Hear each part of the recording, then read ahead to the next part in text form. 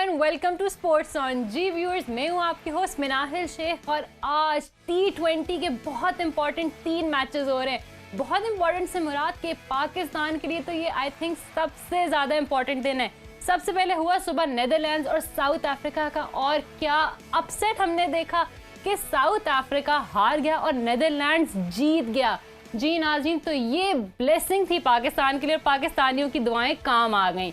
और इस वक्त अभी बांग्लादेश और पाकिस्तान का मैच जारी है। बांग्लादेश ने पहले बैटिंग की और अच्छा उनको कंटेन रखा इन माय ओपिनियन पाकिस्तान ने।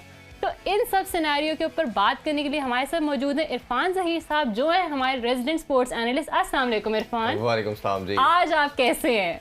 मैं ठीक हूँ और शुक्र अल्हम्दुलिल्लाह। जो एक चीज़ हमने पहले मैच के लिए कहा, कल हमने जिस तरह बात की और मैंने कहा था कि आप पाकिस्तानी कौम जो मायूस ना हो। साउथ अफ्रीकन जो है वो वर्ल्ड कप के अंदर हमेशा चोक करते हैं और वो चोकर्स माने जाते हैं, और अल्हम्दुलिल्लाह प्रेडिक्शन ठीक हुई हमारी। और साथ ही हमें ज्वाइन करें नसीम सिद्दीकी साहब। अस्सलाम वालेकुम सर। वालेकुम अस्सलाम। सर आपका क्या हाल है आज? मैं तो बिल्कुल ठीक, क्योंकि बारिश के बगैर हमारी दुआएं जो है वो बहुत ज्यादा काम आ गई। और जिस तरह इरफान ने बताया था कि चोकर्स है और ये जो अपना लेस एक्सपीरियंस टीम, मैं इनको छोटी टीम नहीं कहता, लेस एक्सपीरियंस टीम्स जो है वो कभी कभार सिर्फ ऐसी अपसेट दे देती हैं कि अब जब वो घर वापस जाएंगे ना तो वो बस इसी खुशी में मुब्तला रहेंगे कि हमने साउथ अफ्रीका जैसी टीम को शिकस्त दी। बिल्कुल सर, इतना अच्छा नेदरलैंड्स ने खेला कि आखिर में मतलब जब मैंने कुछ चंद लम्हात देखे शो के तो 18 रन थे और खाली 2 बॉल थी, और उस पर मैंने कहा वाओ, मतलब साउथ अफ्रीका क्योंकि मानी जाती है और नेदरलैंड्स वही आप जैसे कह रहे हैं अभी लेस एक्सपीरियंस हैं। और इरफान हमें बताते रहते हैं कि पहले वो लोग पार्ट टाइम खेलते थे, अब वो फुल टाइम खेलने लग गए हैं। तो व्हाट अ परफॉर्मेंस। अच्छा, मैं इसमें एक चीज सबसे मजे की जो बताना चाहूंगा, मैं पाकिस्तान की तो जो इंशाल्लाह ताला हम ये मैच जीतेंगे और सेमीफाइनल में क्वालिफाई कर देंगे। मैं भारतीय पूरी नेशन की और भारतीय टीम की इस टाइम फीलिंग को समझना चाह रहा हूँ कि वो क्या होगी। जिस तरह उन्होंने पूरी कोशिश की, अपना जोर लगाया कि पाकिस्तान किसी तरह क्वालिफाई ना करे सेमीफाइनल के लिए, और जिस तरह उनके मैच के ऊपर जो साउथ अफ्रीका के अगेंस्ट हुआ उस पर बड़े क्वेश्चन मार्क आए। बहुत ज़्यादा ट्वीट्स हमने देखी, खासतौर पे उनके अपने जर्नलिस्ट की बहुत ज़्यादा ट्वीट्स थी कि भारत की उस मैच के अंदर इंटेंट नज़र नहीं आ रही। और उनका ख्याल था कि हम भी जीत जाएंगे और जो है साउथ अफ्रीका वो तो मस्त जीत जाएगा, अपनी गेम पाकिस्तान बाहर हो जाएगा। शायद you never know the intent, but हमें जो दिखने में लगा वो उसी पे बात कर रहे हैं हम। अब ये होगा ना कि इंडिया सेमीफाइनल से बाहर हो जाएगा, नहीं और पाकिस्तान नहीं मतलब सेमीफाइनल खेलेगा और टूर्नामेंट से बाहर हो जाएगा, और पाकिस्तान इंशाल्लाह फाइनल खेलेगा। इंशाल्लाह फाइनल खेलेंगे भी और हम फाइनल जीतेंगे भी, क्योंकि अब जिस मोमेंटम में मैंने उस दिन भी बात की थी हम आए हैं, और वो मोमेंटम बड़ा इंपॉर्टेंट है और उसी मोमेंटम की वजह से हमें एक पुश मिला है, क्योंकि we have nothing to lose. और सबसे खुशाइन बात अब जो टीम के लिए है, एक तो क्वालिफाई करेंगे इंशाल्लाह, दूसरी चीज़ है कि शहीनशाह अफरीदी जिस तरह जो मैच प्रैक्टिस की हम बात कर रहे थे कि वो मैच प्रैक्टिस में नहीं थे, और जब एक रिदम था वो उनका बिल्कुल नज़र नहीं आ रहा था। लास्ट गेम में देखा उन्होंने 2 आउट किए, आज 4 आउट कर दिए। तो ये मेरे ख्याल है पाकिस्तान की विक्ट्री के लिए सबसे इंपॉर्टेंट चीज़ है कि आपका ऐसा पेस बॉलर जो पहले ओवर में विकेट लेता है, या वो ऊपर से आपको पावर प्ले में एक या 2 विकेट मस्त लेके देता है। अब उनका फॉर्म में आना इस करंट पोजीशन के अंदर मेरा ख्याल है बहुत वाइटल है, और अब आपके बैटर को भी थोड़ा कॉन्फिडेंस लेना चाहिए। खासतौर पे इस पूरे वर्ल्ड कप में अभी तक हमारे ओपनर परफॉर्म नहीं कर चुके, but today is the golden opportunity. ये सिनेरियो उनको सूट करता है, उनको आज तेज नहीं खेलना, रन ऑफ बॉल की इनिंग्स खेलनी है जो उनको सूट करती है। 110-15 के स्ट्राइक रेट के साथ दोनों खेलते हैं।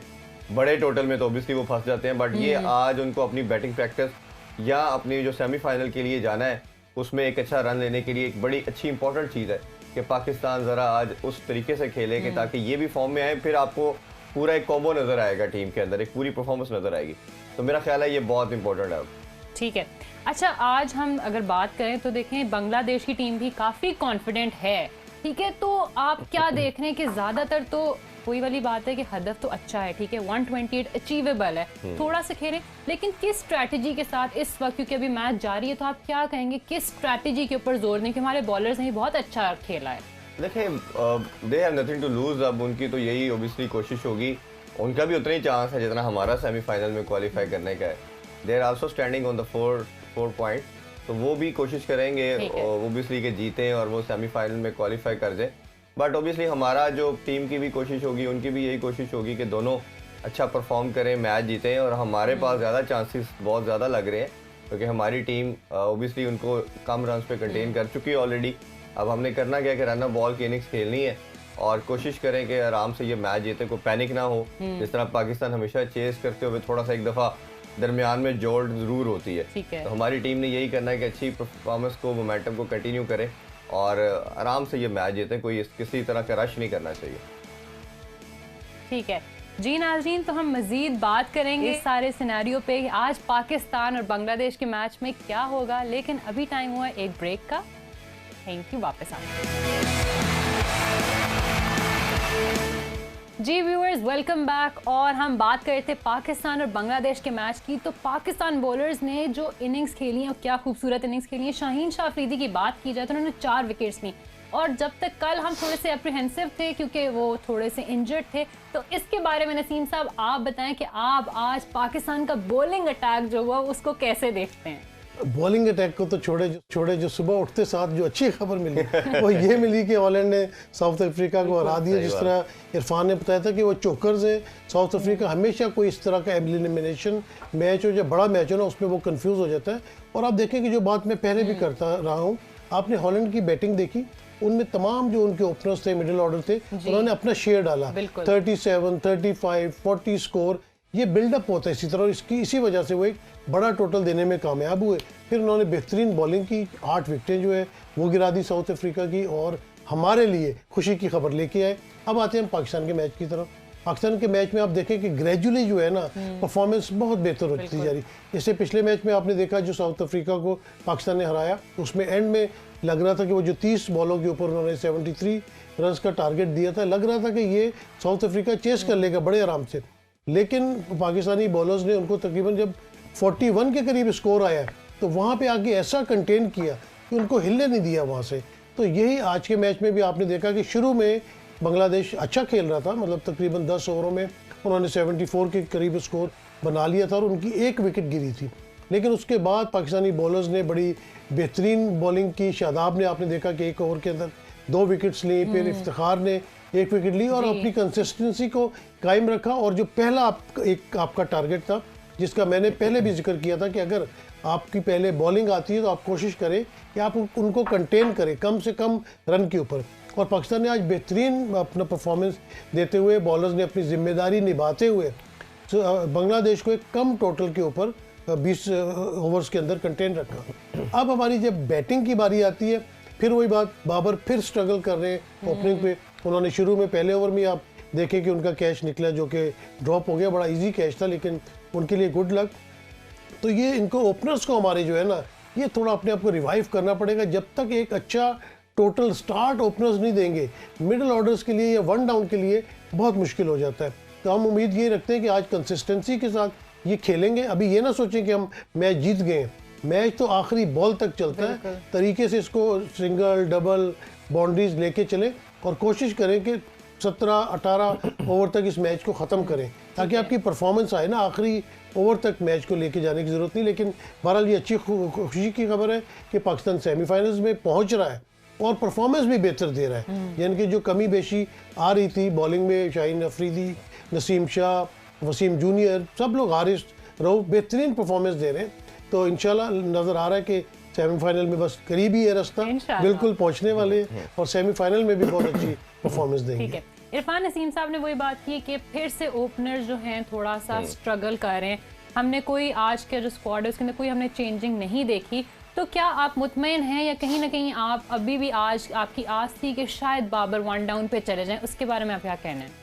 देखिए, ये तो विश हम पूरे वर्ल्ड कप से बात कर रहे हैं कि होना भी ऐसे चाहिए। खासतौर पे जिस तरह हारिस ने परफॉर्म किया, हारिस देखिए मिडिल ऑर्डर में परफॉर्म नहीं कर सकता।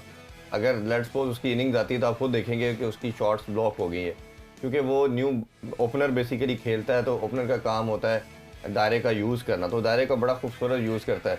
तो ये ओबियसली चाहिए कैप्टन को था कि वो थोड़ा सा टीम का देखे, अपना आप का भी देखे, और बाबर बेनिफिशियल होता उसके नंबर 3 आना। किसी तरह चेंजिंग कोई नहीं की। चले, मुझे आइडिया था, मैंने जिस तरह कल बोला था कि ओनली मोस्टली यही होता है थिंक टैंक का प्लान कि जो विनिंग कम्बिनेशन होता है उसी को कंटिन्यू रखते हैं। बट मेरे ख्याल में एक चेंजिंग की जा सकती थी। शान मसूद की जगह पे आप आसिफ अली को चांस दे सकते थे, क्योंकि शान मसूद बड़ा रन नहीं कर पाते।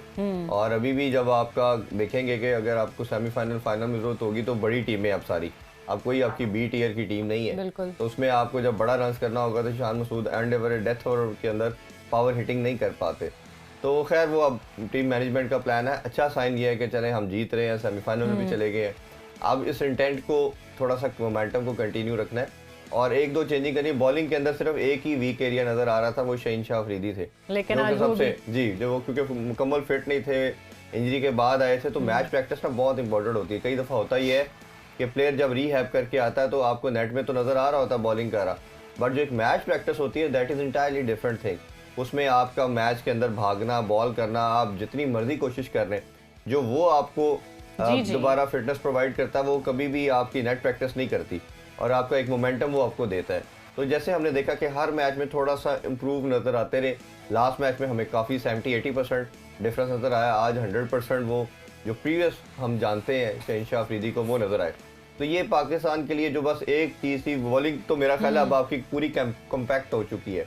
सिर्फ बैटिंग के अंदर एक चीज़ है कि ओपनर फॉर्म में नहीं थे, अगर चले अब हम कहना छोड़ देते हैं सेमीफाइनल में पहुंच गए यही ओपन करें, अब वी नीड ओनली विक्ट्री, लेकिन परफॉर्म करें, हाँ, क्योंकि परफॉर्मेंस भी नहीं आ रही थी ना, बात इसलिए ज्यादा होना शुरू होगी। जब परफॉर्मेंस आती है तो फिर आप चाहे गलत डिसीजन भी हो फिर आप चुप कर जाते हैं, क्रिटिक्स भी सारे अपना। इरफान मैं तो ये कहता हूँ कि हम ये भी नहीं डिमांड करते कि ओपनर्स 50 या सेंचुरी करें। अगर 30, 25, 30 रन की भी एक ओपनर्स बना ले, यानी कि 50-55 की उनकी पार्टनरशिप हो जाती है, तो उससे जो नीचे आने वाले हैं ना उनको लिए बड़ी आसानी हो जाती है। खासतौर पे रसीफ साहब ये अगर पावर प्ले के अंदर हम जिस तरह 25-30 की क्रिकेट खेल रहे हैं ना, उससे बाहर आगे अगर लेट्स सपोज ये 45-50 भी करना शुरू हो जाए तो हमारा टोटल जहाँ एक 40-50 हो रहा है वो एक 60-70 हो जाएगा। और उसको डिफेंड करना फिर वो टीम के लिए समझ ले कि एक विनिंग टोटल में कन्वर्ट हो जाएगा, क्योंकि एक 40-50 जो है ये फाइटिंग टोटल है, विनिंग टोटल नहीं है। इन कंडीशन के ऊपर विनिंग टोटल एक 70 है। तो अगर ये जो डिफरेंस, सिर्फ मेरा मानना ये है कि पावर प्ले के अंदर हम थोड़ा स्लो खेलने की वजह से 20-25 रन हम कम बनाते हैं, वो पावर प्ले को किसी तरह ये ओपनर्स कर जाए कवर, तो मेरा ख्याल है किसी मैच फिर हमारे मिडिल ऑर्डर भी बहुत अच्छा परफॉर्म बेहतर जा रहे हैं, वो उनकी फॉर्म लग चुकी है, वो अब अच्छा परफॉर्म कर रहे हैं। ऑलमोस्ट हर मैच में हर प्लेयर चिप ऑन कर रहा है, चाहे शादाब की बात करें, इफ्तिखार की बात करें, नवाज की बात करें, जी बिल्कुल। तो ये सारे चिप ऑन कर रहे हैं और अपना अपना पार्ट प्ले करते चले जा रहे हैं। सिर्फ जैसे मैंने कहा कि एक ओपनिंग थी या शान मसूद का थोड़ा सा तेज खेलना था। अगर ये अब क्योंकि अब जो इसके बाद जो आने वाले 2 मैच है वो आपके लिए डू एंड डाई हैं और सेमीफाइनल और फाइनल है और एक बड़ी गोल्डन अपॉर्चुनिटी है। और मैं दुआ करता हूँ कि जिस तरह हमने 92 का वर्ल्ड कप भी ऑस्ट्रेलिया में जीता था, एक दफ़ा फिर हम ये सरजमीन पे जाके टाइटल जीते, वो बहुत अच्छी गोल्डन अपॉर्चुनिटी अल्लाह ताला ने हमें प्रोवाइड कर दी। क्योंकि इरफान आप देखें ना कि ये मैच, जैसे आज का मैच इंशाल्लाह जीत जाएंगे और सेमीफाइनल में अब पाकिस्तान पहुंच रहा है, तो पहले थोड़ा सा डिप्रेशन का माहौल भी टीम पे होता है कि यार अगर हम मैच आज का जीत भी गए और सेमीफाइनल में ना पहुंचे तो घर वापस जाएंगे। तो थोड़ा सा जरा आवाम की तरफ से रिएक्शन आएगा। अब कम से कम उनके मोरल भी हाई हो चुका होगा कि यार एटलीस्ट हम सेमीफाइनल तक तो पहुंच गए ना, क्योंकि सेमीफाइनल और फाइनल ही किसी भी टूर्नामेंट का मेन स्टेज होता है और वहां तक पहुंचना भी जो है ये भी बड़ी एक आपके लिए वैल्यूएबल चीज होती है। तो मेरे ख्याल से इससे मोरल बूस्ट होगा और पाकिस्तान अच्छा परफॉर्म करेगा। ठीक है इरफान, अभी जो जैसे नसीम साहब ने ये बात की कि थोड़ा सा लग रहा है कि बाबर स्ट्रगल कर रहे हैं, तो आपको क्या लगता है कि इस वक्त बाबर असल में स्ट्रगल कर रहे हैं या आज उनकी स्ट्रेटजी ये है कि मतलब पहले शुरू में हम थोड़ा सा आहिस्ता स्लो खेलते हैं, उसके बाद हम थोड़ा सा हिटिंग की तरफ जाएंगे, अभी या तो वो सेट होना चाह रहे हैं विकेट पे? देखिए बाबर की जो फॉर्म है वो तो हमने 2-3 सीरीज में देख ली, एशिया कप में भी देखा, इंग्लैंड के खिलाफ भी देखा और वर्ल्ड कप के भी अंदर देखा कि जो उनकी एक क्लास है जो उनसे एसोसिएट की जाती है वो बिल्कुल नजर नहीं आ रही। जिस तरह वो थ्रू द बॉल खेलते हैं, चाहे वो कवर ड्राइव की बात करें जो उनका ट्रम्प कार्ड शॉट कहलाई जाती है, फिर चाहे वो पुल मारते हैं, वो सारी उनकी एक ट्रेडमार्क शॉट्स हैं। बट उसमें देख रहे हैं कि उन्हीं शॉट्स के अंदर टीम जो है उनको एक्सपोज कर रही है। और न्यू बॉल थोड़ा जब, क्योंकि ओबियसली ऑस्ट्रेलियन कंडीशन के अंदर भी 3-4 ओवर 5 ओवर बॉल हिलता है, सीम और स्विंग करता है, तो बाबर और रिजवान दोनों स्ट्रगल कर रहे हैं आज, क्योंकि बॉलिंग जो उनकी है वो उस तरह का तेज बॉल नहीं है उनकी। शुरू में ओबियसली बॉल थोड़ा हिल रहा था, एक चांस पे मिला, but this is the golden opportunity for him कि विकेट पे वो स्टे करें। आज वो कोशिश करें थ्रू पूरा चेज वो खेलते रहे, अपने बैट को बॉल के साथ कनेक्शन जोड़े, टाइमिंग लेके आए वापस, क्योंकि मैच प्रैक्टिस जैसा मैं कह रहा हूँ बॉलर के लिए इंपॉर्टेंट है, इसी तरह बैट्समैन के लिए भी होता है। कई दफा होता है कि आप शेल में गए होते हो, एक इनिंग्स आपकी पूरी कॉन्फिडेंस को बिल्ड कर देती है, आपकी फॉर्म वापस आ जाती है। जैसे विराट कोहली 3 साल से रन नहीं कर रहे थे, वो बहुत लंबा रन था, हम तो 3 मंथ के ऊपर बाबर को क्रिटिसाइज करना शुरू कर दिया, इंडिया ने 3 साल उनको बेयर किया। तो उसमें क्या था कि उनकी एक इनिंग जो एशिया कप के अंदर आल्दो के एक छोटी साइड कहना चाहिए या बी टीयर की टीम अफगानिस्तान के खिलाफ उन्होंने सेंचुरी स्कोर की, तो उससे क्या हुआ कि उनका कॉन्फिडेंस बिल्ड हो गया, वो दोबारा फॉर्म में आ गए और फिर उन्होंने पीछे मुड़ के नहीं देखा। अब वो देख लें ऑलमोस्ट हर मैच में पहले की तरह रन करना शुरू हो गए हैं, हर मैच के अंदर टीम को विनिंग टोटल तक भी लेके जाते हैं, टीम को जितवा भी रहे हैं। तो likewise for the Babar as well के बाबर को भी यही करना है कि विकेट पे स्टे करना है, अच्छा 50-60 आज बनाए जिससे उसका कॉन्फिडेंस बिल्ड हो। मिडल करना जब शुरू हो जाएगा तो ऑटोमेटिकली बैट्समैन का कॉन्फिडेंस वापस आ जाता है। तो मेरा ख्याल है ये एक पूरा आइडियल प्लेटफॉर्म है इस टाइम बाबर के पास कि वो अपनी फॉर्म को रीगेन करे, और ये उसके लिए भी बहुत इंपॉर्टेंट है, टीम के लिए भी बहुत इंपॉर्टेंट है, क्योंकि उसकी परफॉर्मेंस के अंदर कहीं ना कहीं जो एक प्रेशर बिल्ड हो गया था कि टीम बुरा खेल रही है वो ऐड ऑन हो गया था उसके ऊपर। और जिस तरह बाबर की कैप्टनसी पे बात होती जा रही है कि उसको अब कैप्टन भी नहीं होना चाहिए, तो ये प्रेशर उसको ऑब्वियसली बहुत हैम्पर कर रहा होगा। ठीक है, लेकिन ये किस्मत का बहुत धनी आदमी है। इसमें मैं आपको मिसाल देना चाहूँगा, मैं आपको बिल्कुल कन्फर्म ये बता रहा हूँ कि लास्ट वर्ल्ड कप के अंदर अगर पाकिस्तान सेमीफाइनल में ना पहुँचता तो ये 1 साल पहले ही इसे कैप्टनसी ले जानी आनी थी, ये उस टाइम ये डिसाइड हो चुका था। बट ये अल्लाह ताला की इस पर ख़ास करम है कि इसने हमने पहली दफ़ा वर्ल्ड कप के अंदर इंडिया को हराया, लास्ट वर्ल्ड कप में सारे अपने ग्रुप मैचेस जीते तो बाबर को प्रेज करना शुरू कर दिया, तो कोई जवाब नहीं था इसको कैप्टनसी लेने का। तो अभी भी जिस तरह प्रेशर बिल्डअप हो रहा था कि ये बस कैप्टन होने ही नहीं चाहिए, वो तो खैर क्रिकेटिंग सेंस में मैं अभी भी कहूंगा कि शायद ये कैप्टन कमोडिटी नहीं है, लेकिन इसकी लक के ऊपर मैं बात करूं, ये किस्मत का कितना धनी आदमी है कि आप देखें कि किस पोजीशन पे गया, हम सबसे लास्ट नंबर पे थे ग्रुप के अंदर और आज इस पोजीशन पे हम आ गए हैं। किसी ने सोचा नहीं था कि इफ एंड बट्स क्या मानने को तैयार नहीं था, बात करने को तैयार नहीं था, इफ एंड बट्स और बारिश, और हम आज सेमीफाइनल के तक पहुंचने के करीब जा रहे हैं। और इंशाल्लाह अल्लाह करे कि हम वर्ल्ड चैंपियन बन जाए, तो यही बाबर जो है इसकी सारी गलतियां जो है हाइड हो जाएगी और एक बहुत अगेन बड़े नामों में इसका नाम आना शुरू हो जाएगा। ठीक है, अच्छा नसीम साहब, आपको क्या लगता है, जैसे अभी इरफान कह रहे हैं कि अगर हम जीत जाते हैं तो शायद बाबर से कप्तानी ना ली जाए, बट आपको क्या लगता है कि उनसे ले लेनी चाहिए और किसी और का नाम दे देना चाहिए कप्तानी के लिए या नहीं? नहीं, मेरे ख्याल से Babar is too young at the moment कि आप उससे कैप्टनसी वापस ले लें। सॉरी, इस तरह के बैड पैच जो है वो आते रहते हैं, लेकिन आपको निकलना पड़ता है, आपको स्ट्रगल करना पड़ता है। अब जैसे आज का मैच है या कोई भी मैच होता है ना, उसमें अगर आपका बैड पैच आ रहा है ना, आप ये सोच लें कि यार बैड पैच तो मेरा है ही, कल भी मैं आउट हो गया था 2-4 रन पे, आज भी आउट हो जाऊंगा, लेकिन मैं कम से कम खेलूंगा अपनी गेम। अपनी गेम पे वापस आना चाहिए, अपनी गेम खेले। बाबर को देखें जिस तरह इंग्लैंड के खिलाफ भी वो स्ट्रगल कर रहा था, लेकिन वो तीसरा या चौथा वनडे था, उसमें क्या ज़बरदस्त दोनों ओपनर्स ने जो है वही 200 रन कर दिया और बाबर ने उसमें सेंचुरी मारी। तो बाबर की क्लास तो है, इससे तो कोई शक नहीं है। और फिर जब चीज़ें ख़राब हो रही होती है ना, तो हर चीज़ ही ख़राब हो रही होती है, और जब चीज़ें ठीक होना शुरू होती हैं फिर सब ठीक हो जाती है। अब जैसे हम सेमीफाइनल में पहुंच गए, अभी बाबर खड़ा है, हो सकता है कि आज वो 50 मारे, अपनी फॉर्म में वापस आ जाए, सेमीफाइनल में कोई बहुत अच्छी परफॉर्मेंस दे दे। जब आपकी बहुत अच्छी परफॉर्मेंस आ जाती है तो फिर नाकदीन भी खामोश हो जाते हैं, उनके पास कहने के लिए कुछ नहीं रहता। तो ये क्रिकेट में होता है इस तरह कि कभी आपकी फॉर्म अच्छी है, कभी बुरी है, लेकिन उससे आपको जल्द से जल्द निकलना पड़ता है, रिकवर करना पड़ता है, क्योंकि ज़्यादा देर आप इसको सस्टेन नहीं कर सकते, क्योंकि फिर बहुत क्रिटिसिज्म आता है और आप डिप्रेशन में जाना शुरू कर देते हैं। और दूसरी तरफ अगर आप हमारे बॉलर्स की बात ले लें तो मेरे ख्याल से हमारे बॉलर्स जो है ना, पिछले 2 मैचों से बहुत ज़बरदस्त परफॉर्म कर रहे हैं, और उनको चाहिए कि यही अपनी कंसिस्टेंसी और लाइन एंड लेंथ मेंटेन करें। मैं तो हमेशा बॉलर्स जो दोस्त यार हैं या जो बच्चे पूछते हैं, उन्हें यही कहता हूँ कि अपनी स्पीड से ज़्यादा जो है वो आपने लाइन एंड लेंथ पे कंट्रोल रखना है, क्योंकि स्पीड पे अगर कोई अच्छा बल्लेबाज है तो वो सिर्फ डायरेक्शन देता है और आपको चौका छक्का मार देता है। अगर आपकी लाइन एंड लेंथ ठीक है, जिस तरह 2 Ws वसीम अकरम और वकार अपनी लाइन एंड लेंथ पे कंट्रोल रखते थे और हमेशा क्रूशियल मोमेंट के अंदर वो बहुत अंदर बॉल देते थे, रन्स भी रोकते थे और विकेट्स भी निकालते थे, तो हमारा इस वक्त जो बॉलिंग का शोबा है वो तो अब बहुत बेहतर परफॉर्म कर रहा है। और अगर बैटिंग भी साथ अच्छा परफॉर्म करना शुरू कर देगी तो इंशाल्लाह ताला फिर सेमीफाइनल और फाइनल जीतना कोई मुश्किल बात नहीं होगी। हम पहले भी T20 के वर्ल्ड चैंपियन रह चुके हैं, हम दोबारा क्यों नहीं बन सकते। T20 की बेहतरीन नंबर 1 टीम भी पाकिस्तान बहुत अरसे जो है ICC रैंकिंग में रही है, तो इसमें कोई वो दो राय नहीं है कि हम जो है वो अब रिदम हम थोड़ा सा स्लो लेते हैं। अगर आपको 92 का वर्ल्ड कप, पता नहीं आप तो सब पैदा भी हुई थी कि नहीं हुई थी, नहीं तो 92 का वर्ल्ड कप जो था चले मान लेते हैं, 92 के वर्ल्ड कप में भी आप देखेंगे हम यही हो रहा था, इफ एंड बट्स, और फिर जब एंड में परफॉर्मेंस आई तो आप वर्ल्ड कप जीत के ले आए। तो हम थोड़ा सा देर से जागते हैं ज़रा ना, संडे हर वक्त हम लोग मनाते रहते हैं, लेकिन जब उठ जाते हैं तो फिर हम फुली परफॉर्म करते हैं। और इसी वजह से हमें अनप्रेडिक्टेबल टीम भी कहा जाता है कि ये किसी भी टाइम के ऊपर कुछ भी कर सकती है। मैं वही बात जैसे पहले की कि हम किस पोजीशन में थे, कोई बात करने को तैयार नहीं था और कह रहे थे कि ये तो डिजर्व ही नहीं करती खेलने का, सेमीफाइनल में क्या तो जा ही नहीं सकते।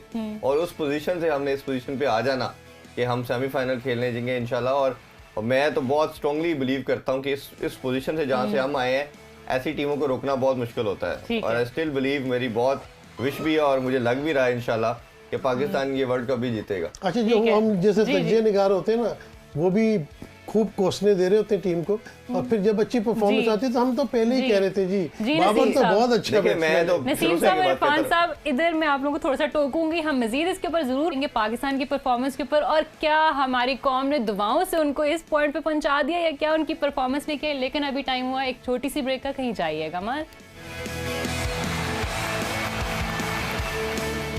वेलकम बैक व्यूअर्स, और हम बात कर रहे हैं आज पाकिस्तान और बांग्लादेश के मैच की। अच्छा इरफान, मुझे बताएं कि आज की वेदर कंडीशंस और विकेट की कंडीशंस कैसी हैं। हम देख रहे हैं कि आज सनी है, बारिश नहीं हो रही और यहाँ पे हमारी परफॉर्मेंस अच्छी जा रही है। तो क्या एडिलेड की जो विकेट है वो थोड़ी ईजियर है? जैसे हम पर्थ की बात करते थे, वो तो फास्टेस्ट विकेट थी। तो उसके ऊपर बताएं आपका क्या ख्याल है। मनाइल को भी अब याद होना शुरू हो गया कौन सी विकेट फास्ट आपने सबक अच्छा पढ़ाया।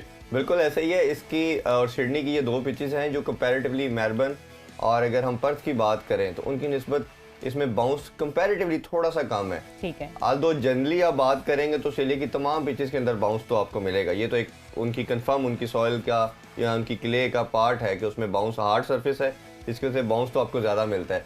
क्योंकि एक एक्स्ट्रा एड ऑन एडवांटेज ये आज मिल रहा है कि पूरा सनी ब्राइट डे है, जिसकी वजह से बॉल जो है वो शायद 2 या 3 ओवर थोड़ा सा हमें हिलता हुआ नज़र आया। उसके बाद बॉल जो है जैसे थोड़ी सी शाइन कम होती है तो फिर टीम स्विंग थोड़ी कम हो जाती है, वो फिर बैटिंग कन्वीनियंट हो जाती है।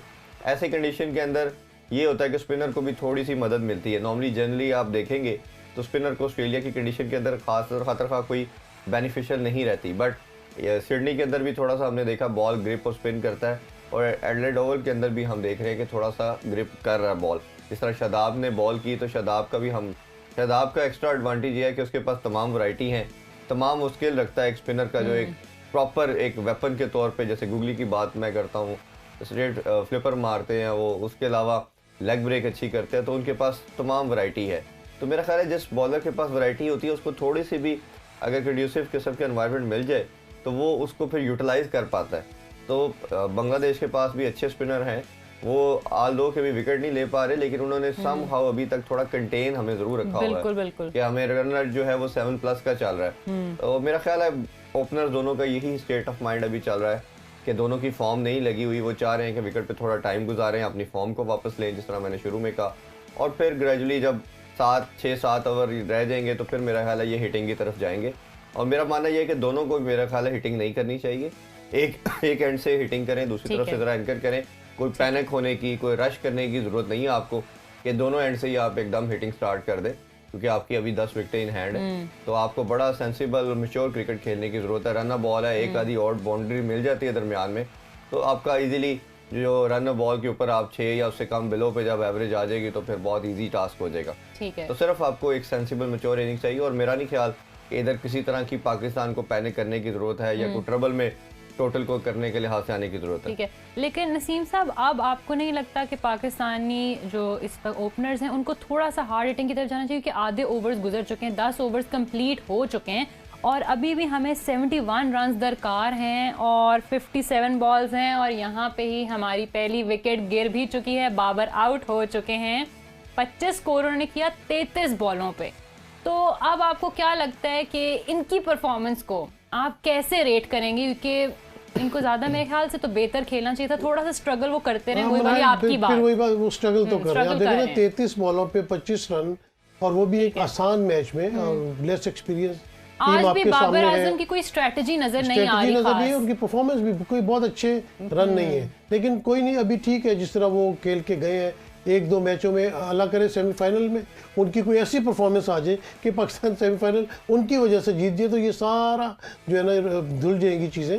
लेकिन अभी पाकिस्तान की ये स्ट्रेटजी रहनी चाहिए, इनको स्कोर करना चाहिए, अब इनको बाउंड्रीज के लिए जाना चाहिए, क्योंकि जो मैच क्लोज आता जा रहा है उतने फिर आप नर्व्स लूज करना शुरू कर देते हैं। वही वाली बात है, हम चोक ना कर जाए, हमारी टीम वो थोड़ी टेंशन में ना नहीं, हमारी वैसे टीम चोक नहीं करती, निकल जाती है, अगली टीम को चोक कर जाती है। लेकिन रिजवान जिस तरह खड़े हैं, वन डाउन अभी प्लेयर अभी आगे होंगे, तो उसके बाद जो है इनको चाहिए कि अब ये बाउंड्रीज के लिए जरूर जाए। एक ओवर में एक बाउंड्री तो कम से कम जरूर लगाए, अगर 2 लगा देंगे तो बहुत अच्छा हो जाएगा।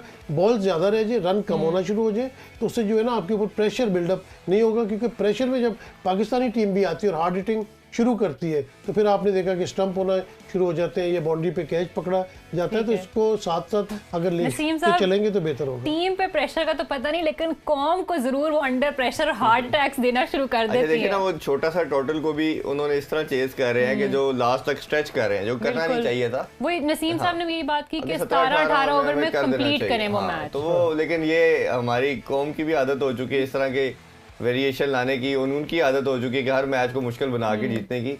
तो मेरा ख्याल है कि इजीली आपको 17-18 ओवर में कर लेना चाहिए, या मैक्सिमम 19वें ओवर तक, लास्ट ओवर में लेके जाने की जरूरत नहीं है। क्योंकि आपने पहले 2 मैचेस जो हारे लास्ट ओवर तक लेके गए, और लास्ट ओवर में लेके जाने की वजह से आप अपने नर्व्स को कंट्रोल नहीं कर पाए। आप कल का मैच इरफान देख लेना कि इंग्लैंड ने आते साथ ही पावर प्ले में 70 रन किए हैं, और उसके बाद ये हो गया कि आखिरी ओवर की मेरे ख्याल से आखिरी बॉल या 2 बॉलें रह गई, मैच वहां तक पहुंच गया था, विच वाज वेरी मतलब अनकंड्यूसिव किस्म की सिचुएशन हो गई थी। तो इस सिचुएशन में आना नहीं चाहिए, और आप अपना स्ट्रेटजी बनाएं। आपको स्कोर बोर्ड नजर आ रहा होता है, आप खुद प्लान करें। अब जो प्लेयर इस वक्त जो बैट्समैन क्रीज पे है, सारा उनके ऊपर डिपेंड करता है। ना कप्तान कोई इंस्ट्रक्शन दे सकता है, ना कोई कोच उनको बात बता सकता है। अब ये उनकी जिम्मेदारी है कि स्कोर बोर्ड को देखें और स्कोर बोर्ड की रोलिंग को थोड़ा तेज करें, डबल ले, बाउंड्री मारे, ताकि स्कोर जो है ना वो कम से कम होता चला जाए। ठीक है, अच्छा तो इरफान अब आप क्या देखते हैं कि जैसे हारिस ने पिछले मैच में बहुत फियर्स बैटिंग की, ठीक है, इंटेंट हमें नज़र आई कि हमारी पाकिस्तानी टीम अब तो आज जीतने के लिहाज से ना वो माइंडसेट बना के उतरी है। लेकिन शुरू के मैचेस में हमने ये नहीं देखा। तो और आप भी यही बात कहते रहते हैं कि अच्छा अब पाकिस्तान जब उन्होंने 2 मैचेस हार गए थे, अब आपने कहा नहीं अब वो ना हार्ड हिटिंग पे जाएंगे, अब वो मैचेस जीतेंगे। तो क्यों करती है हमारी टीम ये? वही वाली बात कि पाकिस्तानी कौम को भी हार्ट अटैक्स देती है और अपने ऊपर भी बहुत से वो सवाल उठवाते हैं। तो क्या इनकी क्या स्ट्रैटेजी होती है? ये स्ट्रैटेजी क्या होनी है, बस वो शुरू में प्रेशर ले जाते हैं, और जब इनके प्रेशर नहीं होता, जैसे पहले 2 मैचेस जीते हुए मैच हार गए, तो उसके बाद they have nothing to lose. उनको पता कि अब तो हमने कुछ भी नहीं, बस हमने अच्छा खेलना है और फेयरलेस क्रिकेट खेलनी है और पूरा अग्रेसिव नोट के साथ जाना। तो उसी मोड को उन्होंने अडॉप्ट किया और उसी के साथ जब खेले तो रिजल्ट डिफरेंट आना शुरू हो गए। चाहे हमने सबसे बड़ा मैच जो क्रूशियल मैच साउथ अफ्रीका के अगेंस्ट हमने 185 भी कर दिया। तो इधर से लगता है कि आपके ऊपर जब प्रेशर होता है तो आप बैठ जाते हो, जब प्रेशर नहीं होता तो आप बहुत अच्छा परफॉर्म कर जाते हो। तो अब इसी वजह से मैं कह रहा हूँ कि अब आपके ऊपर प्रेशर उस तरह का कोई भी नहीं है। जिस पोजीशन से आपको अल्लाह ने निकाला है और आप आगे हो, अब इसी अग्रेसिवनेस के साथ चलते चले जाएं। और मेरा नहीं ख्याल कि किसी तरह का आपको प्रॉब्लम आगे मैचेस में होनी चाहिए। आपको अपनी इंटेंट को क्लियर रखें कि हमने इसी अग्रेसिव नोट के साथ जाना है। डिफेंसिव अप्रोच हमें बेनिफिट नहीं देती, और थोड़ा सा कंट्रोल अग्रेशन भी और कंट्रोल अग्रेशन।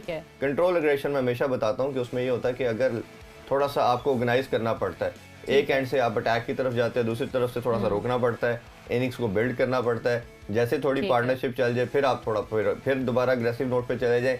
विकेट नहीं गिर रही तो दोनों एंड से अटैक भी कर सकते हैं। विकेट्स अगर आपकी गिर गई हैं तो एक एंड पे आप उसी तरह मोमेंटम कंटिन्यू रखें, दूसरे एंड पे जरा कंट्रोल रखें। तो ये बैटिंग के अंदर कंट्रोल अग्रेशन होता है। इसी तरह बॉलिंग के अंदर भी कंट्रोल अग्रेशन होता है। आप पूरे अटैक की तरफ जाते हो, शुरू विकेट्स मिल जाती हैं तो फिर आप अपोजिशन को चांस ना दे रुकने का, फिर उनको ब्रीदिंग स्पेस प्रोवाइड ना करें, फिर आप उनकी विकेट्स लेते चले जाएं।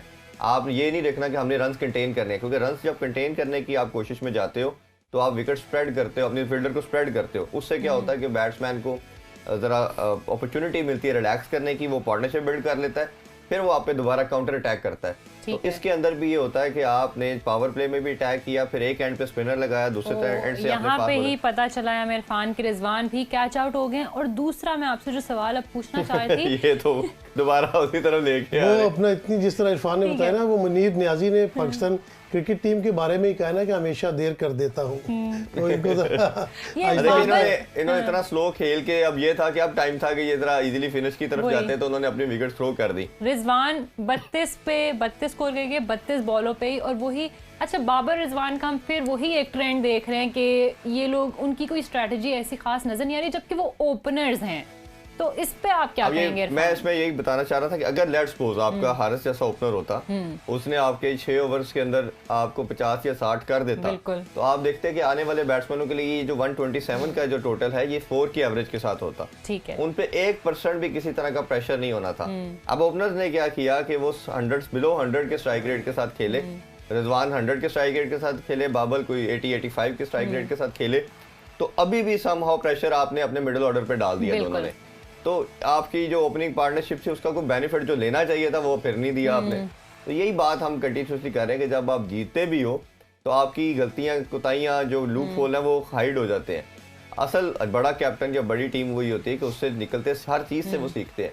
तो बट ये इस पार्ट के ऊपर ओपनिंग के ऊपर आ जाए तो पाकिस्तान कंटिन्यूसली नहीं सीख रहा, कैप्टन हमारा इसको इनोवेशन नहीं ला रहा, वो उसको अपनी अप्रोच को चेंज नहीं कर रहा।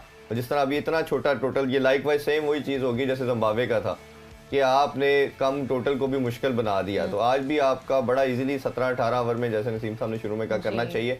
हम उस पे भी अभी 7-8 रन की एवरेज पे ले गए हैं। तो अब मिडिल ऑर्डर के ऊपर समहाउ प्रेशर बिल्ड आपने खुद ही से कर दिया। वही सेम बात है कि जो ओपनर्स होते हैं वो एक मेजर चंक, आपका बहुत मेजर चंक ओवर्स का ले जाता है, बॉल्स ले जाता है, लेकिन उस तरह वो हमारे लिए ओपनिंग नहीं छोड़ के गए। लेकिन हम एक और चेंज भी देख रहे हैं हमारे स्क्वाड में कि बाबर ने अभी नवाज को भेजा है जब वो खुद आउट हुए हैं। तो इस स्ट्रैटेजी को आप कैसे देख रहे हैं? बिल्कुल ठीक है ये स्ट्रैटेजी।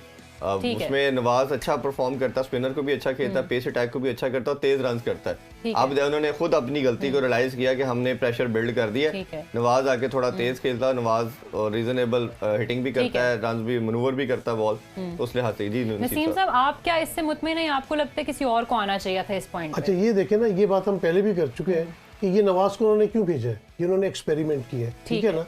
जब वो उसको नीचे भेज सकते हैं तो खुद एक स्टेप डाउन क्यों नहीं हो जाते? इसमें मतलब कोई शर्म वाली अना वाली कोई बात नहीं है। अच्छा देखें, स्कोर मेरे ख्याल से अगर ओपनर भी है ना, चले बाबर 25 करके गए हैं, उन्होंने 32 किया, ठीक किया, लेकिन उन्होंने बॉलें ज्यादा खेली, बॉलें जो है ना वो ज्यादा खेल गए। अगर वो कम खेली होती, जल्दी आउट हो जाते इतना स्कोर करके, तो कोई फर्क नहीं पड़ता। अब डेफिनेटली नवाज को भेजा, अच्छी स्ट्रेटजी है। नवाज आते साथ ही देखें तेज खेलेगा। नवाज और हारिस अब आ चुके हैं, हाँ, तो दोनों आ चुके हैं। कैसे देखते हैं? इनकी पार्टनरशिप उनसे ज्यादा बेहतर होगी और मेरे ख्याल से ये लोग मैच फिनिश करके जाएंगे। और इन्होंने रिस्क लेना है। देखिए ये हिटिंग के लिए जाएंगे, या तो ये छक्के चौके मारेंगे, कम बॉलों पे ज्यादा स्कोर बनाएंगे, और अगर खुदा न खास्ता इनमें से कोई आउट हो जाता है तो कम से कम ये नहीं होगा कि देखिए इसने जी बॉलें ज़ाया कर दी, क्योंकि इसमें डॉट बॉल जो है ना वो बहुत इंपॉर्टेंट होती है। एक डॉट बॉल जो है ना वो आपके ऊपर बड़ी भारी गुजर रही होती है। तो ये T20 तो है ही चौके छक्कों की गेम, और दे मस्ट गो। इनके पास इतनी अच्छी शॉट्स हैं, रिजवान के पास, बाबर के पास, पता नहीं ये क्यों अभी एक शेल के अंदर घुसे हुए, इनको शेल से बाहर निकलना चाहिए। और आज तो बहुत अच्छी अपॉर्चुनिटी थी कि दोनों में से कोई एक्स्ट्रा ऑर्डिनरी परफॉर्मेंस देता, 35 बॉलों पे 50 मारते, कोई सेंचुरी करता, तो ये बड़ी अच्छी अपॉर्चुनिटी थी। लेकिन चले ठीक है, अभी हमारा नवाज आ गए हैं, वो अच्छा परफॉर्म कर रहे हैं। पिछले तमाम मैचेस में उन्होंने अच्छा स्कोर किया है, और उसके बाद हारिस जिस तरह लास्ट मैच में खेले थे, डेब्यू बहुत अच्छा था। तो ये दोनों अगर अपनी पार्टनरशिप में एक बड़ा टोटल अभी बना लेते हैं, हार्ड हिटिंग करते हैं, तो अभी पीछे शादाब भी है, इफ्तिखार भी है, अभी बैट्समैन तो है हमारे पास। लेकिन ये कि अगर यही मैच विनिंग स्ट्रोक खेल के जाए, इनके लिए भी बेहतर होगा और टीम का मोरल भी बूस्ट हो जाएगा। ठीक है जी, इरफान आपका क्या कहना है इस पे कि जो जैसे नसीम साहब ने कहा कि आज बाबर आजम को हम देख रहे हैं कि आज अब वो एक्सपेरिमेंट कर रहे हैं, तो इस पे आप क्या कहेंगे कि ये देर आए दुरुस्त है या क्या बात करेंगे? देखिए, नवाज और शादाब अब आपकी दो ऐसी कमोडिटी बैटिंग के अंदर बन चुकी हैं जिसको आप किसी भी पोजीशन पे भेज सकते हैं। और खासतौर पर नवाज की बात करें तो जब से उनको बॉलिंग में रन्स कंसीड हुए हैं, वो तो एज ए बैट्समैन खेल रहे हैं, बैटिंग ऑलराउंडर कह लें या बैट्समैन ही कहना चाहिए, क्योंकि आपके मिडिल ऑर्डर में कोई बैट्समैन जो आसिफ अली की बात करें, खुशदिल करें, हैदर की बात करें, वो रन्स नहीं कर रहे। तो इन तीनों के ऊपर प्रेफरेंस नवाज को दी गई। जिस तरह उसने न्यूजीलैंड के अगेंस्ट आपको ट्राई नेशन जिताई, एशिया कप में एक आधा मैच आपको जिताया, तो बैटिंग में तो वो बहुत अच्छी फॉर्म में है, इसी वजह से उसको प्रेफरेंस बैट्समैन के ऊपर दी गई। और नवाज के पास एबिलिटी ये है कि वो हर नंबर पर जाके खेल सकता है, और पेस अटैक के खिलाफ भी बड़ी अच्छी पावर हिटिंग करता है, स्पिनर को भी अच्छा खेलता है। तो मेरा ख्याल है नवाज के लिए भी अपने पास एक गोल्डन अपॉर्चुनिटी है। जिस तरह उसने पहले दोनों मैचेस के अंदर कहीं उसको मैच जिताना चाहिए था, एक दफ़ा बॉलिंग के अंदर, एक दफ़ा बैटिंग के अंदर, और वो एंड में नहीं जिता सका, तो आज उसके पास एक गोल्डन अपॉर्चुनिटी है कि वो तमाम जो मलबा उसके ऊपर गिरा था प्रेशर का, उसको उतारे और आज मैच फिनिश करके जाए। तो ये एक प्लेयर के कॉन्फिडेंस के लिए भी बहुत इंपॉर्टेंट होता है। और अमूमन हमने देखा है कि शान मसूद आते हैं, लेकिन शान मसूद भी फिर वही उस तरह स्लो खेलते हैं। इसी वजह से नहीं भेजा गया, इसी वजह से नहीं भेजा गया कि अगर जिस तरह के ये इनिंग्स खेल के गए हैं, अगर आप शान मसूद को भी भेज देते तो उन्होंने भी स्लो खेलना तो मैच और फंसाना था। अच्छा इरफान, ये देखें आपने बड़ी अच्छी बात की है, इसकी निशानदेही आप पहले भी कर चुके हैं, तो इसका मतलब है कि ये निशानदेही, ये अंडरस्टैंडिंग बाबर की भी है, कप्तान की भी है कि शान जो है वो थोड़ा स्लो खेलते हैं, तो फिर उनको स्ट्रेटजी चेंज करनी चाहिए या प्लेयर को कम से कम बुला के बता के समझाना चाहिए कि नहीं, आप अगर इस रन रेट के साथ खेल रहे हैं तो कम से कम आप थोड़ा सा तेज खेले। तो ये आपने पहले 2-3 दफा निशानदेही की। जी मैं उसमें इंग्लैंड सीरीज से बात कर रहा हूँ, उसके पास पावर हिटिंग की एबिलिटी नहीं है। तो अगर आपने देखे, अब अगर अब जैसे अगर लेट्स सपोज जरूरत पड़ती है आज के मैच में शान मसूद की, तो आप देखिएगा वो पावर हिटिंग तो कर ही नहीं सकता। तो जब पावर हिटिंग नहीं कर सकता, उसका नंबर आएगा 5वें या 6ठे नंबर पे। अगर शान मसूद को 5वें या 6ठे नंबर पे आपने भेजना, तो फिर आपके पास उधर का जो नंबर है ये आसिफ अली का नंबर है, ठीक है, ये शान मसूद का नहीं है। देखें, बैट्समैन जो होता है उसका एक सर्टेन नंबर होता है। अगर कोई ओपनर है तो वो ओपन करेगा, कोई मिडिल ऑर्डर है तो मिडिल ऑर्डर में रहेगा। आप ऐसे नहीं कर सकते कि ओपनर को आप मिडिल ऑर्डर भेज दें, मिडिल ऑर्डर को आप ओपनर भेज दें। हमने देखा हुआ है जब पुराने मैचेस होते थे, माजिद खान ने हमेशा ओपन किया है और क्या बेहतरीन इनिंग्स खेलते थे।